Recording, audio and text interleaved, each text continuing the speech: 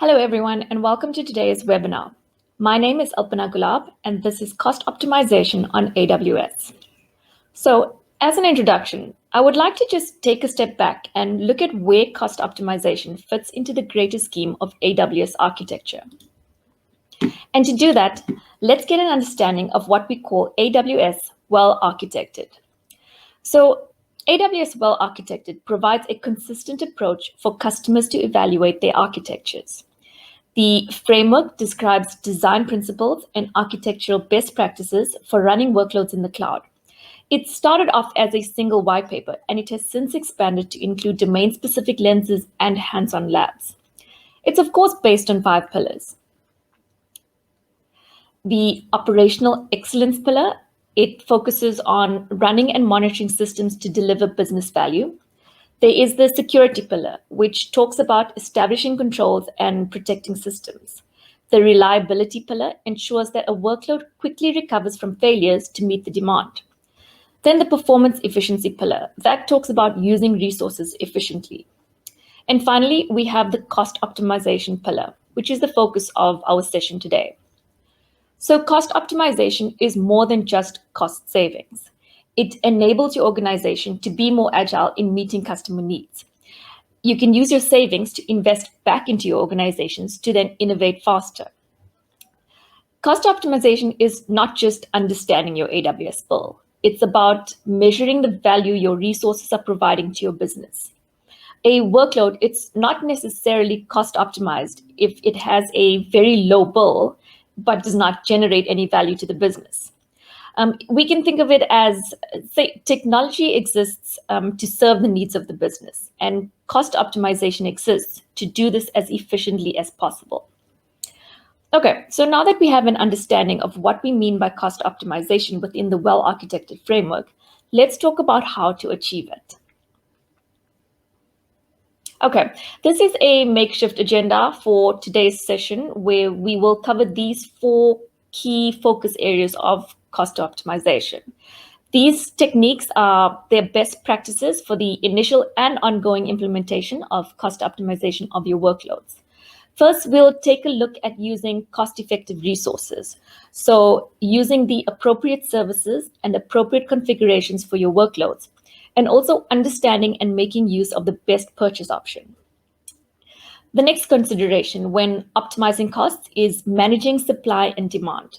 In AWS, this talks about taking advantage of elasticity.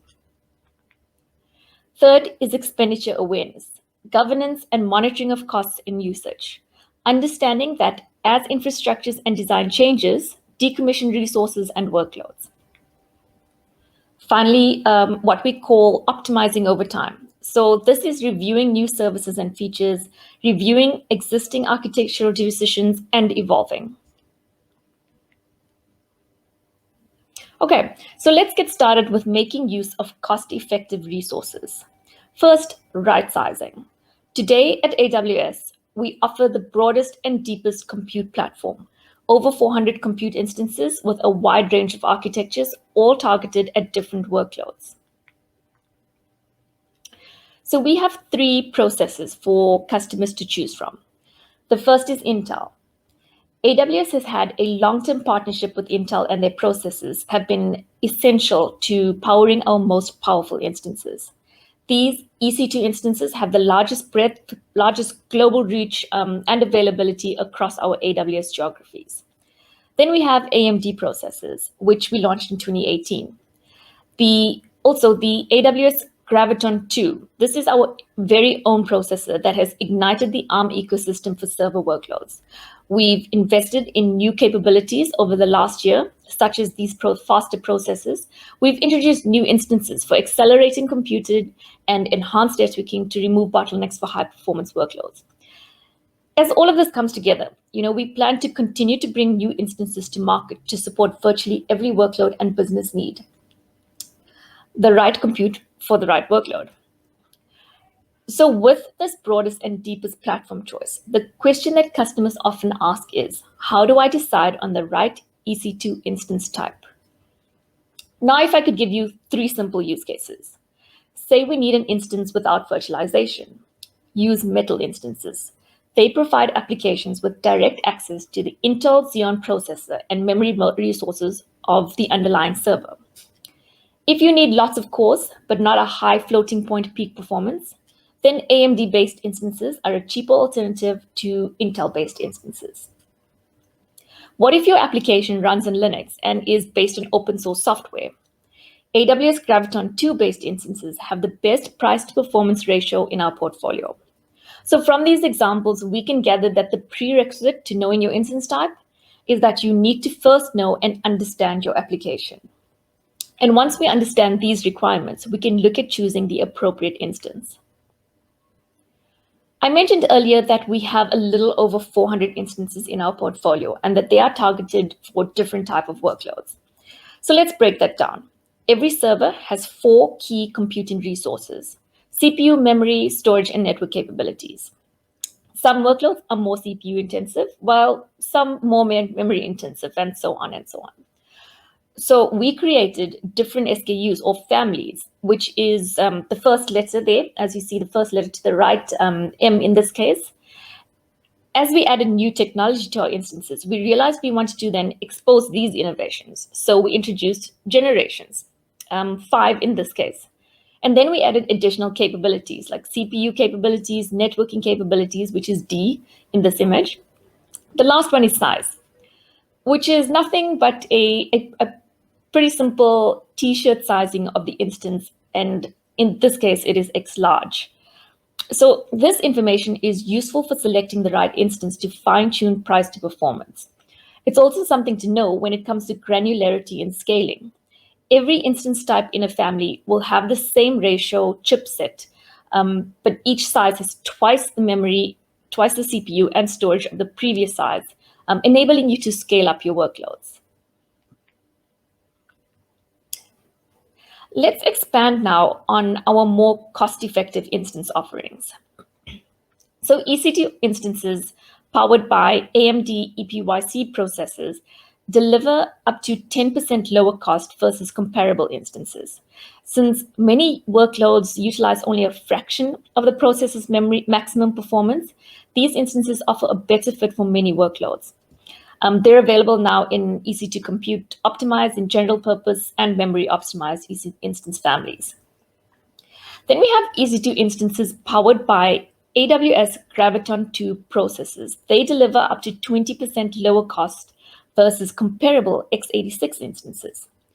Graviton 2-based instances, they are custom built by AWS using 64-bit ARM Neoverse cores to deliver the best price performance for your cloud workloads running on EC2. They're also available now in general purpose compute and memory optimized instance families. They are built on our Nitro system. So a large part of our rapid pace of innovation is in fact due to our AWS Nitro system. Several years ago, we started on an effort to completely reimagine our virtualization infrastructure with what we call the Nitro system. Traditionally, hypervisors have to protect the physical hardware, they have to virtualize the CPU, storage, networking, and provide a rich set of management capabilities. With Nitro, our idea was that we could break apart all of these functions, into separate components and reduce our costs by delivering all of the resources of a server to customers versus having to hold back some for the management software. Amazon EC2 compute services are all based on the Nitro system architecture. And as part of the Nitro system development, we have progressively offloaded EC2 management, network storage, and security features from the server CPU to specialized hardware. So, in addition to right-sizing instances, we need to evaluate costs when selecting instances and in particular investigating unmanaged and managed services. So this slide illustrates compute and database services going from left to right, from unmanaged to fully managed services. Managed services remove the burden of undifferentiated heavy lifting. They focus on innovating rather than keeping the lights on, and they also inherit AWS's approach to security, to availability, and to performance. They operate at cloud scale, and can offer a lower cost per transaction or service. They reduce technical debt by moving to services that are maintained by AWS and potentially remove or reduce licensing costs. Now, with serverless or application level services like Lambda, we remove the need for you to manage a resource and provide the function of code execution, queuing services, and message delivery. The other benefit is that they scale in performance and cost in line with usage. So it allows for efficient cost allocation and attribution. We also have AWS Managed Services. This is a service that operates AWS infrastructure on behalf of customers. It provides a secure and compliant environment that you can deploy your workloads into. It uses enterprise cloud operating models with automation to meet your organizational requirements and reduce management costs. So we've looked at right sizing. We've also briefly touched on selecting the right service with managed and unmanaged services. The next step here is putting those together with purchasing models. So yes, AWS has focused largely on the breadth of our technology, but we also want to make sure that our customers are using EC2 in a way that is fully optimized for their business. And that is why we offer this range of different pricing models. We're probably all familiar with the on-demand purchase option.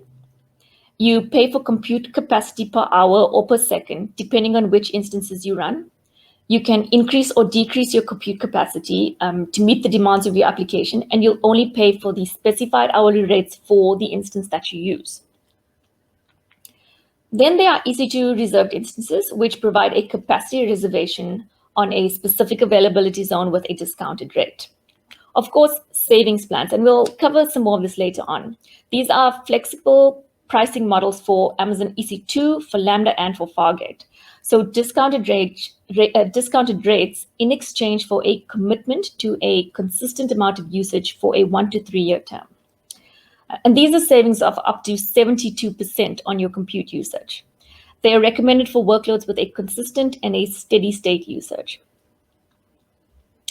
The last purchase option is EC2 spot instances. These let you take advantage of unused EC2 capacity in the AWS cloud and recommended for applications that have flexible start and end times and fault-tolerant or stateless workloads. Let's look deeper into AWS savings plans. We mentioned they are great for steady-state workloads. In addition, there are no commitments to specific instance configurations and can easily save money just by committing to a dollar spend per hour. So also flexibility. With a savings plan, all you have to do is make a simple commitment to a spend per hour, and you will save money on your usage automatically. Even as that usage changes from one region to another, or from one instance type to another, or even if you move from EC2 to Fargate, all without having to perform exchanges or modifications. AWS offers two types of savings plans. There is EC2 instance savings plans and compute savings plans. So with compute savings plans, these provide the most flexibility and cost savings of up to 66%. Just like convertible RIs, these plans, they automatically apply to EC2 instance usage, regardless of instance size, family, AZ, or region. For example, with compute savings plans, you can switch from C4 to M5 instances. You can shift a workload from Ireland to Cape Town, or you can move a workload from EC2 to Fargate at any time and automatically continue to receive your discounts. EC2 instance savings plans, these provide the lowest prices in exchange for a commitment to usage of individual instance families in a region. For example, you'd commit to a consistent level of M5 usage in Cape Town. This automatically provides you with savings of up to 72% off the on-demand price of the selected instance family in that region, regardless of AZ, regardless of size or OS. These savings plans, they allow you to change your usage between instances within a family in that region. So for example, you could move from a C5X large running on Windows to a C5 2X large running on Linux and automatically benefit from the savings plans prices. Okay, let's take a look at Spot now. So you can use spot instances to receive up to a 90% discount of on-demand prices without making a long-term commitment. So a spot instance, it's basically a spare EC2 compute capacity. But unlike on-demand, spot instances, they can be interrupted with a 2-minute warning if EC2 needs the capacity back, or if the spot instance price exceeds your configured price. However, on average, spot instances are interrupted less than 5% of the time. They are an ideal option for applications that are fault tolerant, such as big data, Hadoop and Spark clusters, containerized workloads, ECS, EKS. These are applications with a queue or a buffer in place. It's also great for non-critical test and dev environments. Okay, to close off this first section, let's talk about some of the AWS tools that can be used for guidance when making decisions and selecting cost-effective resources. There's AWS Compute Optimizer. It uses machine learning models trained on millions of workloads to help customers optimize their compute resources for cost and performance across all the workloads that they run. You can take advantage of the recommendations in Compute Optimizer to reduce costs by up to 25%. It delivers up to 3 recommended options for each EC2 resource analyzed to right-size and improve workload performance. It predicts the expected CPU and memory utilization of your workload on various different EC2 instance types. And this helps you understand how your workload will perform on the recommended options before implementing these recommendations. Then there's EC2 Instance Discovery. Previously, we had to reference multiple data sources, test multiple instance types before selecting the best instance type for your workload. You have to then repeat the selection process as workloads evolve and new EC2 instance types and new features were released. Now, you have a single source of truth for the latest instance types, attributes, pricings. You can get started by defining your hardware requirements and reviewing the set of instance types which meet these requirements. You can further compare the hardware and pricing for each instance type that you need. Then you can select and launch an instance. Finally, with AWS Cost Explorer resource recommendations, you can see KPIs, key performance indicators in your right-sizing recommendations. Things such as optimization opportunities, estimated monthly savings, so projected monthly savings associated with each of the recommendations provided, or estimated savings, the savings relative to on-demand. Okay, let's move on now to what we call matching supply with demand. Here we talk about managing your capacity, so paying for what you need, and have the option to scale in and out when needed. Being able to match application capacity with demand ensures that you are not over or under provisioning resources. If we consider a couple of different use cases here, so for storage and database provisioning, for example, for DynamoDB tables with idle or unpredictable workloads, we recommend using DynamoDB on-demand capacity to save costs. With Amazon S3 intelligent tiering, customers can also optimize storage costs as their storage objects are automatically moved between frequent and infrequent access tiers based on their data access patterns. Then for optimizing EC2 capacity, we would look at EC2's auto scaling policies that help to automate EC2 capacity management, making sure that you have the right amount of compute to address fluctuations in application demand. Let's dive into EC2 auto scaling. Of course, EC2 auto scaling is used to automatically add or remove EC2 instances according to conditions that you define. You can use the fleet management features of auto scaling. What this means is that whether you are running one instance or thousands, you can use auto scaling to detect impaired, unhealthy instances and replace them without intervention. There's schedule scaling. So scaling based on a schedule where you would scale your application ahead of a known change. Then there's dynamic scaling. It enables you to follow the demand curve of your applications. So you can set scaling policies by first selecting a load metric for your application, such as CPU utilization, and scaling dynamically based on that metric behavior. More recently, we have what is called predictive scaling. in EC2 Auto Scaling. So predictive scaling helps you scale even faster by launching capacity in advance of forecasted load, compared to only dynamic scaling, which is more reactive in nature. It uses machine learning to predict capacity requirements based on historical data from CloudWatch. The machine learning algorithm consumes the available historical data and calculates capacity that best fits a historical load pattern, and then continuously learns based on new data to make future forecasts even more accurate. So, as your cloud environments and usage scale, optimizing your costs and correctly scaling becomes essential. With EC2 Auto Scaling, you can easily combine multiple purchase options into a single auto scaling group. Combining all three purchase options into a single group, it allows you not only to optimize your costs, but increases your compute capacity, enable you to handle fluctuations in demand. As we said, we use RIs or savings plans for steady state workloads, on demand for spiky stateful workloads, and spot instance for time flexible stateless workloads.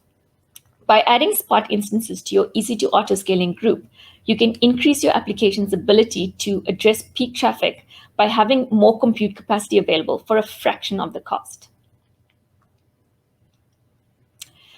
Finally, you can also make use of EC2 Fleet or Spot Fleet to launch a fleet of instances across multiple availability zones using these purchasing options together. You can define separate on-demand and spot capacity targets and the maximum amount that you're willing to pay per hour. You can specify the instance types that would work best for your applications. And you can specify how EC2 should distribute your fleet capacity within each purchasing option. The next section is on expenditure awareness. But first, to manage your costs in the cloud, we must first manage usage through these governance areas. And the first step in performing governance is to use your organization's requirements to develop policies for your cloud usage.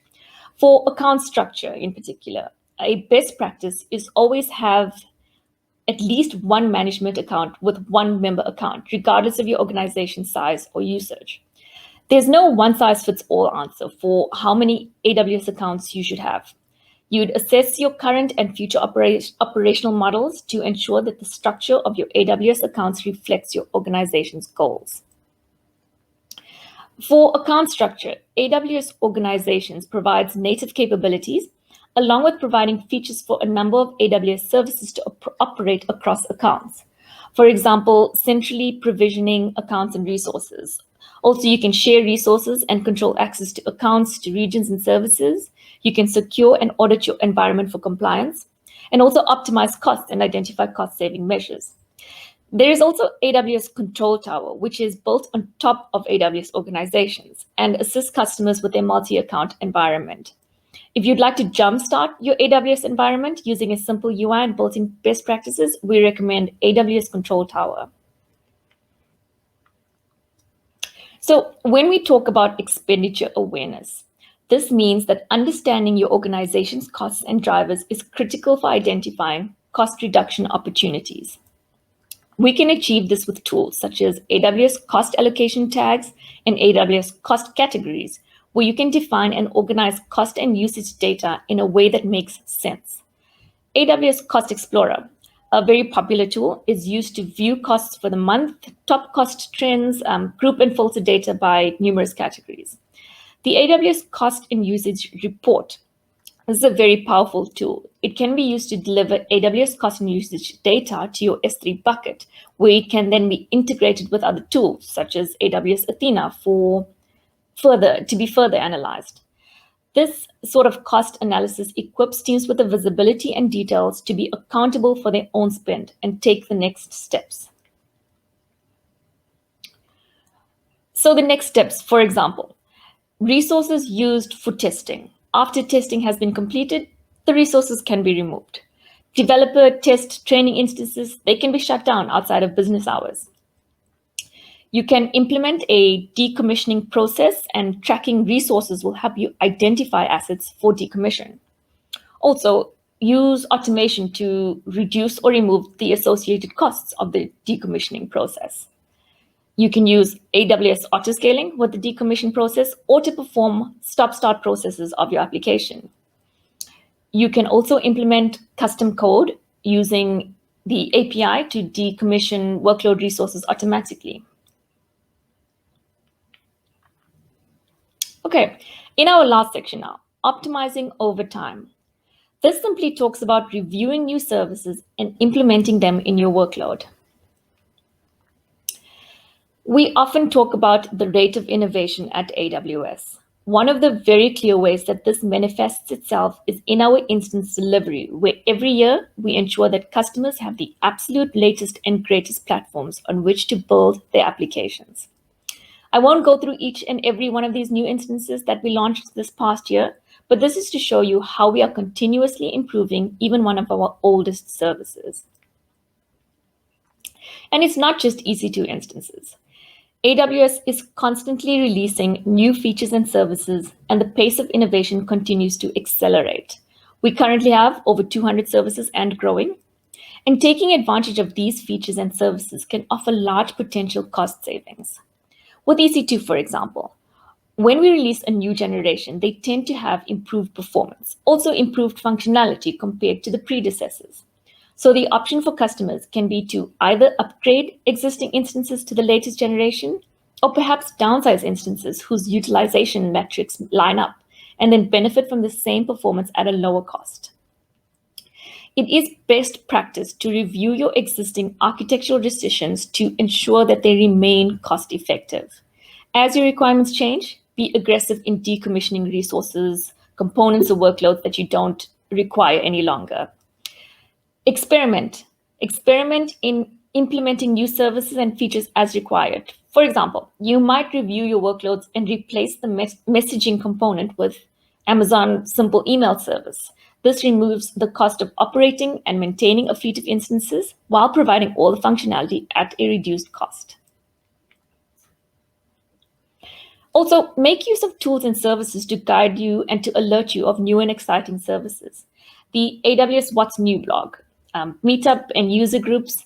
Also, Trusted Advisor. So AWS Trusted Advisor is our customized cloud expert.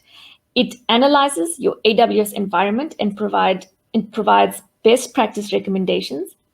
In fact, it serves real-time recommendations to help you increase performance and reduce overall costs. It scans your infrastructure, it compares it to AWS best practice in 5 categories, and provides recommendations. So I open our session today with AWS Well Architected. The AWS Well Architected tool is based on this framework. To use this tool on the management console, you can define your workload and answer a set of questions. The AWS Well Architected tool then delivers a list of issues found on your workloads and a step-by-step guidance to make improvements. In conclusion, and to wrap up, these are in fact the well-architected cost optimization design principles to have at the back of your head at all times and to approach every design with these in mind. For example, have a consumption model. So don't run things, create and use things when you need them and then destroy them. Now, if we think about cost optimization in a traditional environment, in a data center, it required you to invest CapEx upfront for new infrastructure before you needed it. You'd spend time and money on the undifferentiated heavy lifting of building, maintaining, stacking, and racking data centers. Often, there are only centralized costs that couldn't be attributed back to others, so no one is incentivized to review costs. You purchased and ran servers to provide services, often with low utilization, as they were hard to share. In the cloud, all of these constraints have been removed. It allows us to adopt these design principles to build and operate cloud-native architectures. So you'd pay for computing resources as you consume them. AWS economies of scale, here it drives down infrastructure costs and passes them on to customers. We do the heavy lifting, so you can focus on the value-adding bites. You can also attribute costs back to business units and product owners. So with their ownerships, they can drive these costs down. Finally, using managed services that have lower costs and eliminate the time and costs of managing services.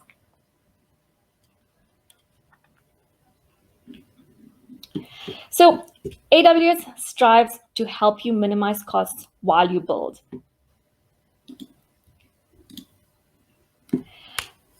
At the same time, cost optimization is an ongoing effort. You should regularly work with your finance and technology teams. You should review your architectural approach and update and evolve your processes. To truly optimize the cost of your deployment, take advantage of the tools and techniques of the well-architected framework. And that brings me to the end of our session. Thank you so much for joining me. Bye.